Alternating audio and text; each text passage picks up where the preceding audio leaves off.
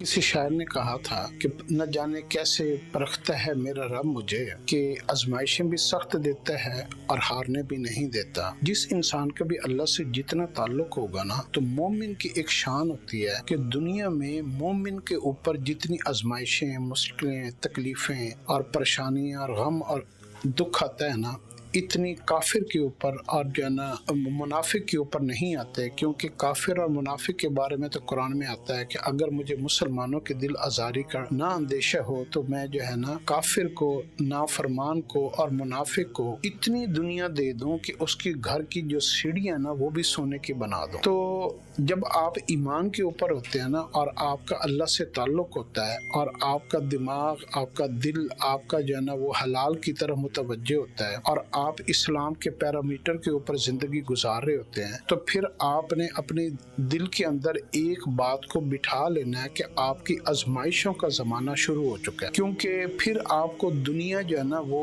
इतना आपको तंग करेगी, आपको मुनाफिक इतना तंग करेंगे, आपको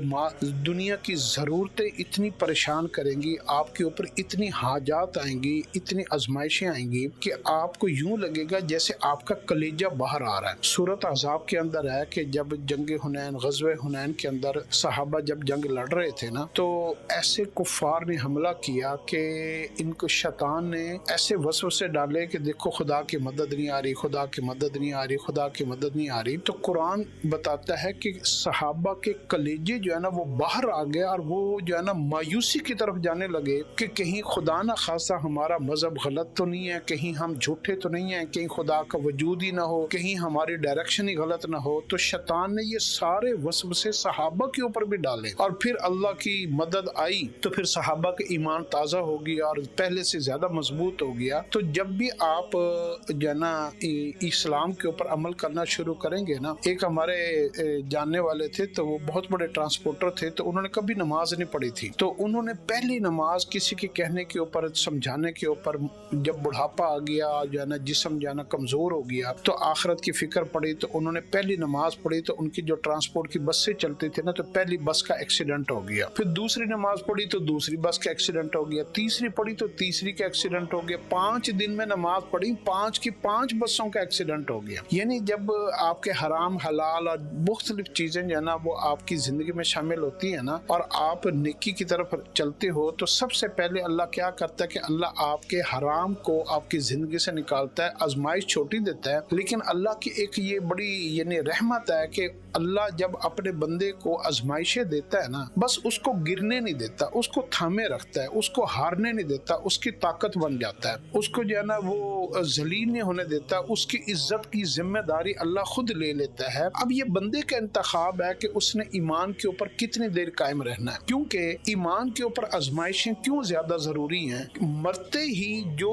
एक ना खत्म होने वाली जिंदगी शुरू होने वाली है ना, उसकी कीमत बहुत ज्यादा है। उसकी कीमत है नेकियां, उसकी कीमत है आजमाइश, सब्र, हौसला, तवक्कल, भरोसा, एतबार, यकीन, ईमान। वो कीमत हमने दुनिया में अदा करनी है। अगर हमने दुनिया में वो कीमत अदा ना की तो फिर हम उस चीज को खरीदने के अहल नहीं है। तो हमारे पास वो करेंसी, वो अब हम इतनी इबादत नहीं कर सकते, इतनी नेकियां नहीं कर सकते, इतनी नमाजें नहीं पढ़ सकते, इतने सदका खैरात नहीं कर सकते कि हम उस मकाम को पहुंच जाएं कि हम जन्नत के हकदार बन जाएं, अल्लाह की रजा के हकदार बन जाएं। हमारे अंदर इतने गुनाह, इतनी कमियां, इतनी खामियां, इतनी कमजोरियां होती हैं कि हम जो है ना वो पहले उन्हीं में मुब्तला होते हैं, बल्कि उल्टा सजा के मुस्तहिक हुए होते हैं अपने गुनाहों की वजह से। अब आगे जन्नत भी अल्लाह ने देनी है, अल्लाह ने हमें नेक वक्त भी बनाना है, सादतमंद भी बनाना है। तो फिर अल्लाह हमें जो है ना क्या करता है कि हमें दुनिया की आजमाइशों में मुब्तला करता है, गम दे देता है, तकलीफ दे देता है, थोड़ा सा फाका दे देता है, तंगी आ जाती है, बीमारी आ जाती है, कोई और परेशानी आ जाती है, कोई और आजमाइश आ जाती है। तो ये सारी की सारी चीजें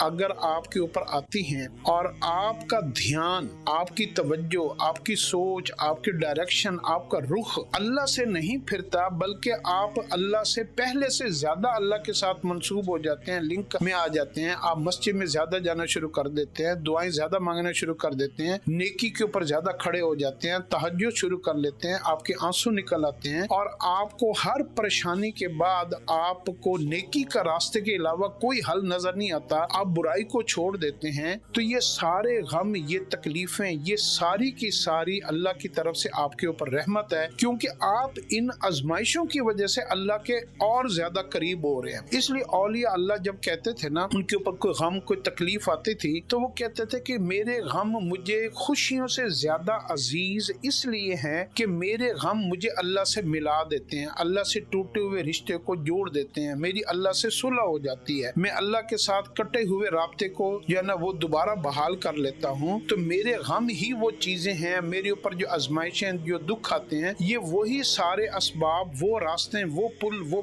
درمیان میں جو ہے نا یہ ہیلا بہانہ بنتے ہیں کہ میری جو ہے نا میرے خالق کے ساتھ میرا تعلق بحال ہو جاتا ہے۔ تو وہ ان کو اس اینگل سے دیکھتے تھے۔ ہم اس کو سمجھتے ہیں جب انسان آزمائش، مصیبت کو، پریشانی کو، غم کو ایک بوجھ سمجھتا ہے، الجھن لیتا ہے اور اکتاہٹ سے کام لیتا ہے اور زبان کو کھول دیتا ہے، بے صبری کا مظاہرہ کرتا ہے، گلے شکوے کرتا ہے اور بد کلامی پہ اتر آتا ہے، غصے پہ اتر آتا ہے، انتقام کے اوپر اتر آتا ہے اور بدلہ لینا کی کوشش کرتا ہے، تو پھر آپ یہ سمجھ لیں کہ جتنے بھی آزمائشیں، مصیبتیں، پریشانیاں آپ کے اوپر آ رہی ہیں اور آپ کی کیفیت اس طرح ہو رہی ہے، تو یہ سارے کے سارے آپ کی گناہوں کی سزا ہے، آپ کے بد اعمالی ہیں اور آپ کا انجام برا ہونے والا ہے۔ تو آپ اپنا پیرامیٹر کے ساتھ ٹیسٹ خود بھی کر سکتے ہیں۔ اگر حالات آنے کے اوپر آپ کا رخ اللہ کی طرف پھر جاتا ہے تو یہ سارے حالات اللہ کی طرف سے رحمت ہے، اور حالات برے آنے کے بعد آپ کا رخ اللہ کی طرف نہیں پھرتا بلکہ آپ اللہ سے مایوس ہو جاتے ہیں، بدگمان ہو جاتے ہیں، آپ جو ہے نا کفر کا، منافقت کا، شارٹ کٹ کا اور جو ہے نا برائی کا، گناہ کا، چوری کا، ڈکیتی کا راستہ ڈھونڈتے ہیں، تو پھر آپ یہ سمجھ لیں کہ آپ ایک آفت میں مبتلا ہیں اور آپ کو اس کے اوپر بھی توبہ کی ضرورت ہے اور آپ کا انجام برا ہونے والا ہے۔ تو کامیابی اور ناکامی کا ایک پیرامیٹر یہ بھی ہے۔ تو اس لیے جو ہے کہ اپنے اللہ کے ساتھ تعلق کو بحال رکھیں۔ جب آپ کا تعلق بحال ہوگا نا تو آپ یاد رکھ لیجیے کہ انسان کے اوپر آپ صلی اللہ علیہ وسلم کے حیات طیبہ کو اٹھا کر دیکھیں تو آپ صلی اللہ علیہ وسلم کی حدیث کا مفہوم ملتا ہے کہ جتنی آزمائشیں، مصیبتیں، غم میرے اوپر آیا نا، اتنے غم پورے 1,24,000 انبیاء علیہ الصلوۃ والسلام کے اوپر نہیں آئے جتنے غم میرے اوپر آئے ہیں۔ تو اللہ کے سب سے زیادہ محبوب بندے بھی آپ ہیں، تو اللہ نے آپ کے مقام، مرتبہ، عزت، آپ کے نام، آپ کا سب کو ہمیشہ بلند بھی کرنا تھا اور قائم بھی رکھنا تھا، تو آپ کو یہ ساری آزمائشوں سے گزرنا پڑا۔ تو جس کی جتنی ترقی ہونی ہوتی ہے نا، اس کے اوپر محنت بھی زیادہ کرنی پڑتی ہے، اس کو سٹیجز بھی اتنی کراس کرنی پڑتی ہیں، پار کرنی پڑتی ہیں۔ تو آپ ان آزمائشوں سے نہ گھبرایا کریں۔ ہاں، دو باتیں آپ نے ذہن میں رکھنی ہے۔ ایک بات یہ کرنی ہے کہ آپ نے اللہ سے کبھی آزمائش مانگنی نہیں ہے، ہمیشہ اللہ سے یہ کہنا کہ یا اللہ میں کمزور ہوں، محتاج ہوں، کمیوں سے بھرا ہوں، کسی آزمائش کے قابل نہیں ہوں، کسی امتحان کے لائق نہیں ہوں، یا اللہ تو میرے ساتھ آسانی والا، عافیت والا، درگزر والا، معافی والا معاملہ فرما، مجھے کسی پریشانی میں مبتلا نہ فرما۔ اے اللہ میں فیل ہو جاؤں گا، میں ٹوٹ جاؤں گا، میں ہار جاؤں گا، میں تھک جاؤں گا۔ تو اللہ کے سامنے اپنی بے بسی، کمزوری، کمی، کوتاہی کا اظہار کرتے رہا کریں۔ بہت سارے لوگ ایسے ہوتے ہیں جن کے پاس قابلیت نہیں ہوتی نا، تو وہ اپنے بڑوں کو ہمیشہ کہتے ہیں جی کہ میں جو ہے نا وہ کمزور ہوں، تو اس کو کیا کرتے ہیں، اس کے بڑے اس کو آسانی والا کام دے دیتے ہیں، اس کو مشکل کام نہیں دیتے، تو اس کو نکالتے بھی نہیں ہیں۔ تو جب آپ اللہ کے سامنے اپنی عاجزی اور بے بسی کے اظہار کریں گے تو اللہ آپ کے ساتھ آسانی والا معاملہ فرمائے گا۔ دوسرا آپ نے یہ کرنا کہ آپ نے اگر کوئی حالات آ بھی جائے نا، تو سب سے پہلے جو انسان کے اندر جو چیز پیدا ہوتی ہے نا، وہ مایوسی پیدا ہوتی ہے، اور اللہ نے مایوسی کو کفر کا ہے۔ اللہ کی ذات سے کبھی مایوس نہیں ہونا، اللہ کی ذات جو ہے نا مایوس ہونے والوں کو بالکل پسند نہیں فرماتے۔ اللہ کہتا ہے کہ میرے سے مایوس کبھی نہ ہونا، میرے سے مایوس تو صرف کافر ہوتا ہے اور میں تو اپنے بندے کے ساتھ ہمیشہ ہوتا ہوں۔ تو اللہ نے قرآن پاک کے اندر کم از کم کوئی 100 سے زیادہ ایسی آیتیں اتاری ہیں جس میں اللہ نے بندے کو حوصلہ دیا ہے، تسلی دی ہے، اس کی طاقت بنے ہیں۔ مثال کے طور پر ایک جگہ اللہ نے کہا الیس اللہ بکاف عبدا، اے میرے بندے مجھے یہ بتا کیا میں تیرے لیے کافی نہیں ہوں۔ کہیں پہ اللہ نے کہا لا تحزن ان اللہ معنا، اے میرے بندے تم غم نہ کرنا، تم مجھے ہمیشہ اپنے ساتھ پاؤ گے۔ کہیں پہ اللہ نے کسی انداز سے بات کی، کہیں پہ کسی ایک جگہ کہا ان معی ربی سیہدین، اے میرے بندے تم پریشان نہ ہونا، میں تمہارے لیے ضرور کوئی نہ کوئی نکلنے کا، نجات کا، غم سے نکلنے کا راستہ نکال لوں گا۔ جیسے میں نے موسیٰ علیہ السلام کے لیے جو ہے نا دریا کے اندر سے راستہ راستے نکال دیے تو میں تمہارے لیے بھی میں خدا تو وہی ہے، خدا کی طاقتیں بھی وہی ہیں۔ تو اللہ رب العزت جو ہے نا اس سے کبھی مایوس نہیں ہونا۔ اللہ نے قرآن پاک کے اندر بے شمار آیات اتاری ہیں، آپ کبھی قرآن پاک کے اندر سے نا گوگل کر کے نا ان آیات کو علیحدہ کر کے نکال کر رکھیں، 100 کے قریب آیات ہیں۔ جب آپ ان آیات کو پڑھیں گے نا تو آپ کے آنکھوں میں آنسو آ جائیں گے، آپ کا دل ہلکا ہو جائے گا،